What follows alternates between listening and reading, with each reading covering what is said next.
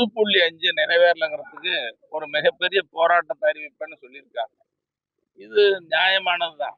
ஏன்னு கேட்டீங்கன்னா, இந்த 10.5 இடஒதுக்கீடுங்கிறது கடந்த ஆட்சி காலத்துல அதிமுக ஆட்சி காலத்துல நிறைவேற்றப்பட்டது. அந்த நிறைவேற்றப்பட்டதுல கூட தொடர்ந்து முயற்சி, அதை நிறைவேத்துறதுக்கு மருத்துவர் ஐயா சொன்னாரு, எங்க சென்னை அன்புமணி சொன்னாரு. இந்த ஜி.கே. மணி அந்த சட்டத்தை கொண்டு வரதுக்கு நான் பட்ட கஷ்டம் எங்க மருத்துவர் ஐயாவுக்கும், சென்னை அன்புமணிக்கும் ஒரு சிலருக்கு தான் தெரியும். சாதாரணமா வரல அந்த சட்டம். அவ்வளோ சட்டம் நடைமுறை போன சட்டமாக்குனாங்க. அடுத்து திமுக ஆட்சி வந்த பிறகும் அந்த சட்டத்தை நிறைவேற்றப்படும்னு நாங்க நம்பிக்கையா இருந்தோம். ஏன் நம்பிக்கையா இருந்தோம்னு சொன்னா, இந்த அரசு வந்த உடனே அரசாணை வெளியிட்டாங்க. அதுக்கு பிறகு உயர்நீதிமன்றம் போனாங்க. மதுரை உயர்நீதிமன்ற கிளை தள்ளுபடி செஞ்சது. அரசு சார்பிலேயே உச்சநீதிமன்றத்தில் மேல்முறையீடு செய்தாங்க.